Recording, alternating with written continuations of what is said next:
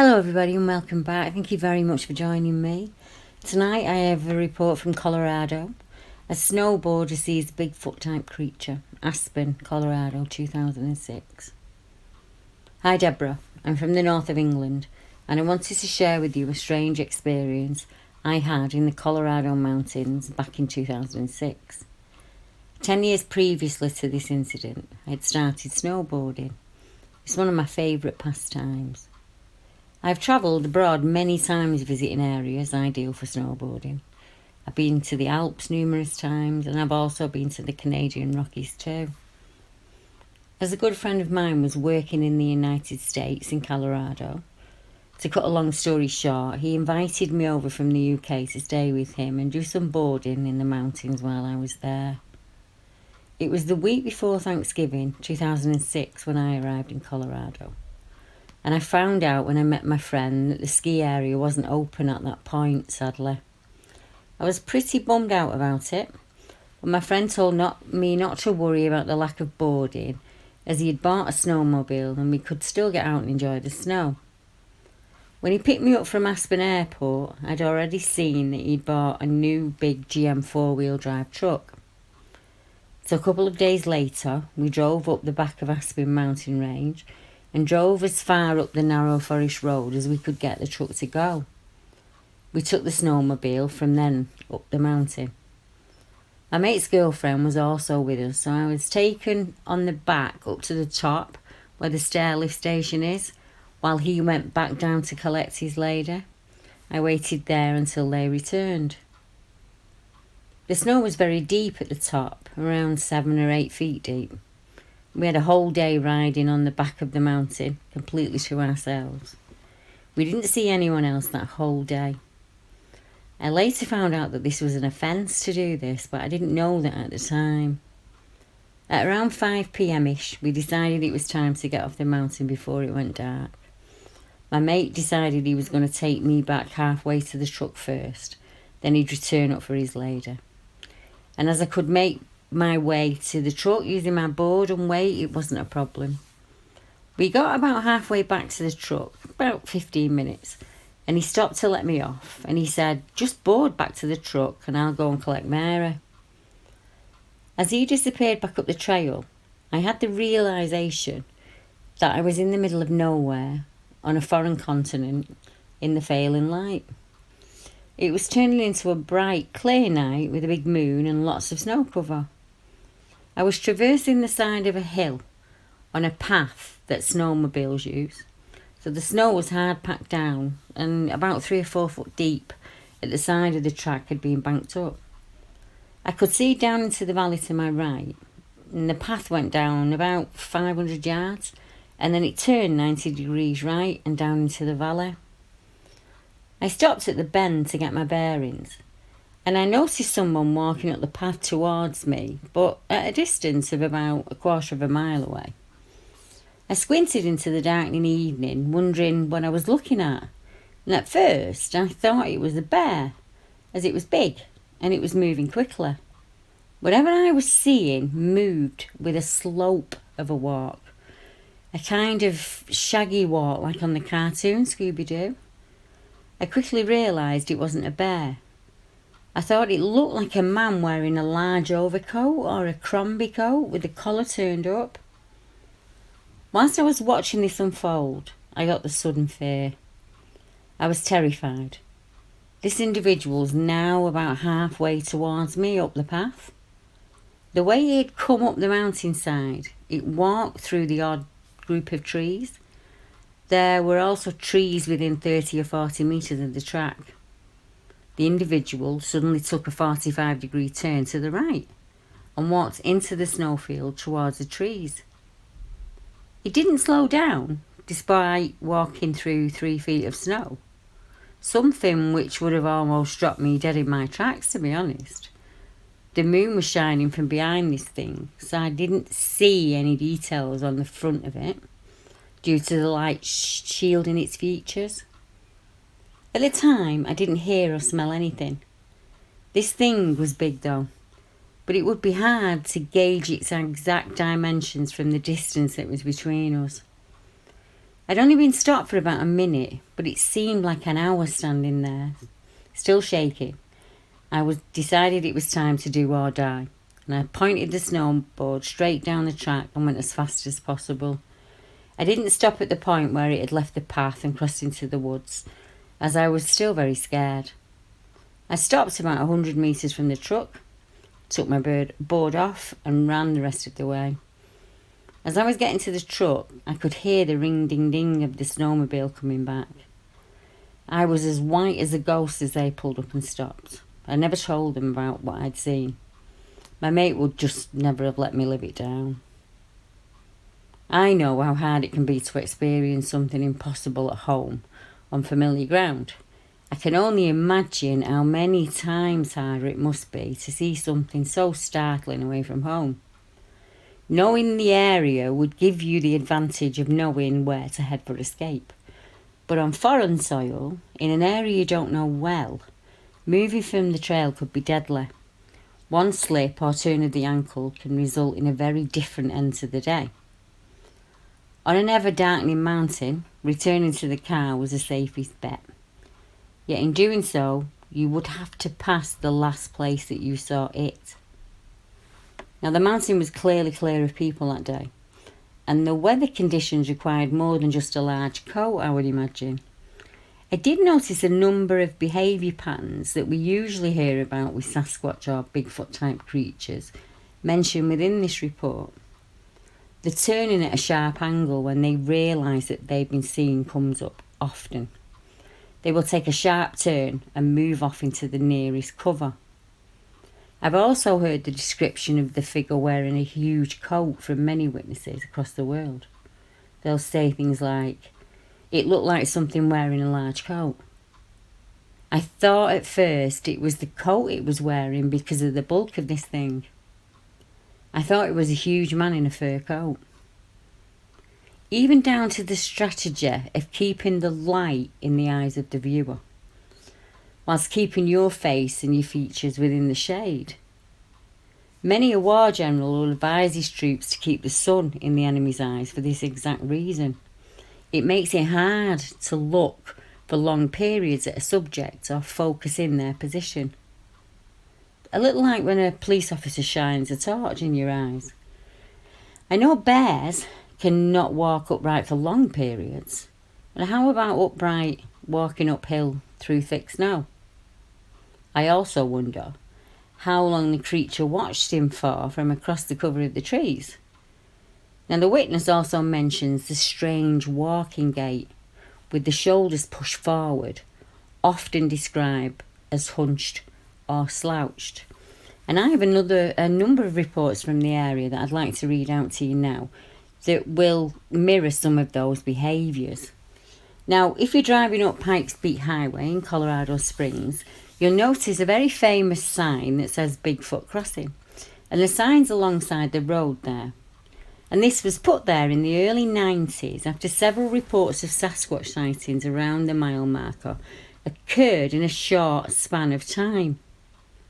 In 2016, the Bigfoot conversation was once again sparked as several residents in Bailey, Colorado reported that something strange was lurking in the woods. Some people even reported having multiple encounters. One man from Divide describes the creature he saw as a beast that was over 7 feet tall and would weigh in at around 600 pounds. One local Colorado man recalls a nighttime sighting encounter whilst viewing the city lights in Chautauqua Park in the fall of 1995. Just like the first witness, this experience happened in the weeks around Thanksgiving. The location was near the campus of the University of Colorado. And to reach the park, you just drive west on Baseline Road from the CU campus. You'll drive up a short but fairly steep hill, and the park will be on your left side and it's clearly labelled. And the witness said, "I live in Denver, Colorado, and I think I may have seen a Bigfoot when I was in college in Boulder. I was a freshman in college and I used to like hiking in the park nearby, which is higher than the rest of Boulder and faces the city. One night I was in the park about 11 p.m. It was cold and I was standing in my coat just looking down at the city lights. Suddenly, I heard a rustling sound and I turned towards the sound to see what it was. That's when I saw a large figure that was silhouetted against the city lights. It looked like a large, hairy, naked person with a very powerful build. It had broad shoulders and a relatively small, pointed or bullet-shaped head. It spotted me standing there, which made me afraid of being attacked. But instead of coming at me, it began running towards the cover of the trees. Its running gait was unlike that of a person that I've ever seen. It was kind of hunched over and had a loping gait. Nevertheless, the figure moved quickly and disappeared behind a tree, and that was all I saw of the figure. I've always considered this a possible Bigfoot sighting. I did not look for footprints or hair. My testimony of this sighting is the only thing I have. Now, the park that the witness is discussing is a sloped, grassy area. The area this happened in is near the park's pine forest, but itself contains very few trees. I was standing near the hiking trail that cuts through the middle of this park, and the creature I saw was standing some 30 metres away from me. We stood there for a few seconds, apparently trying to look at each other in the dark, and then the creature made its way towards the trees. It stepped behind a lone tree, and that's when I lost track of it, and I didn't see it anymore. Now, a youngster is frightened by a monster peeping in the window. October 1971. This incident occurred when my husband, myself and our 3 children had moved up to some land we'd purchased on Sugarloaf Mountain, which is just west of Boulder. My husband managed a tavern at the time, and he'd purchased the 5-acre silver mining claim for a song from someone we knew at the bar, and the claim was written on a paper napkin. We built a tiny 12 by 16 cabin, and we squeezed ourselves in there on the south side of the mountain, about 2/3 of the way along the original little mining road. The cabin was on the only level land on a heavily treed and rocky parcel of ground. The north side of the cabin snuggled right up against the mountain slope, and it had pine trees all around it. Now, that side of the cabin was 2 plywood sections high, which would have put it a hair over 16 feet. We had an oversized plywood platform bunk bed in the northeast corner of the cabin, and we adults and our baby daughter were on the first level, and the 2 boys slept on the upper level. We put in a little window up there for them for air, and put an inside shutter on it so they could close it when it got really cold, which he sometimes did. It reached 40 below the first winter we were there. I think it was during the second autumn there, so it would have been 71, and our then 5.5-year-old son claimed he heard the sound of footsteps in the early evening after hearing a really strange sound. He described as definitely animal, but he had no words at that age to describe what it was. He said it sounded like a call of some sort that was bigger than an owl, some kind of hooting perhaps. Then he heard some noises close to the cabin, kind of rustlings. When he looked up through the open shutter window, he said he looked right into the face of a monster. All I know for sure is that I'll certainly never forget his terrified screams. When he calmed down, he described it as dark and very hairy, and it had a funny face and glowing eyes, and it turned and ran away as soon as he started screaming. His brother, who's 2 years older, slept through the entire incident until his younger brother's screams woke us all up. With the ground sharply slanted up like that, we figured something would have had to have been between 7 and 8 feet tall to peep into that upper window. Not being trained trackers, we found no evidence the next day, but our son, who's now almost 35, swears to this day that if it was Bigfoot, that it was Bigfoot that he saw. And I've always believed him, since there was no way in the world that at his age he could have made up that precise and auditory and visual image in his terror.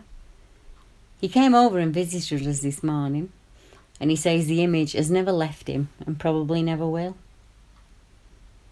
Now, not too far away, a young picnicker sees a strange creature on a rocky ledge above the St. Vrain River, summer of '64. Now, the area this happened in is a small sandbar close to the stream. It happened when we were picnicking close to a sheer rock wall on the north side of the stream. I grew up in Boulder County. My parents quit farming in the northeast and moved to Longmont in 1960. During the summer, we'd go up to the Big Thompson Canyon or the St. Vrain River to camp and picnic. In the summer of '64, we were picnicking along the St. Vrain stream. We had started a campfire, and you could do that then. And while I was looking for wood, I felt like I was being stared at, like something was watching me closely. I looked up, and at the top of a sheer rock wall, about 30 feet up, I saw him. I can see him like it was yesterday. He was looking at me, and as soon as I saw him, he turned quickly and left. He was very large, probably around 8 feet tall, and he had long greying hair. His hair was darker, and he did almost look human. No one believed me, of course, but I can still see his eyes looking at me before he turned. So I've always believed in their existence, and I always will. Sasquatch Road Crossing, July 2019. My experience happened at 6 a.m. one morning. I was driving in a valley on the way home in Park County. I saw a Bigfoot going between me and the other car on the road, and he was running across the highway out in the open. I saw him go into the woods. He was jet black and over 6 feet tall. I stopped and watched him run into the woods alongside the road. I'm a paranormal investigator, and I run a paranormal group here in Colorado. I was coming home from an investigation, and I drove back that night. I just happened to be in the right place at the right time. It was no bear, and he got across that highway in under 15 seconds. Now, this is an open valley, and I believe he just wanted to get into the other woods. I stopped the car and I watched him disappear, and I just got a glimpse of his head and his leg. His fur was so jet black. Believe me, I was a skeptic before this happened. And man, it took me a good half hour to talk to my team on chat, and they were in awe. My wife's a Bigfoot fan, and she was excited that I saw one. Now, if you'd like to access more reports like these, just get in touch with me and I can send you over a link to an interactive map where you can access all of the reports across the world. Or the link to the maps is actually in the description below. Give us a like or a subscribe, or share with your social media groups, or any of your social media. It really helps us out and it shows us a lot of support. So I hope you enjoyed those sightings, and thank you to the witness for getting in touch with me. I will have more sightings to bring to you, of course. I hope everybody out there's keeping safe. We're thinking about you, and we hope you're all okay. So until next time, thank you very much for joining me. Good night, everyone.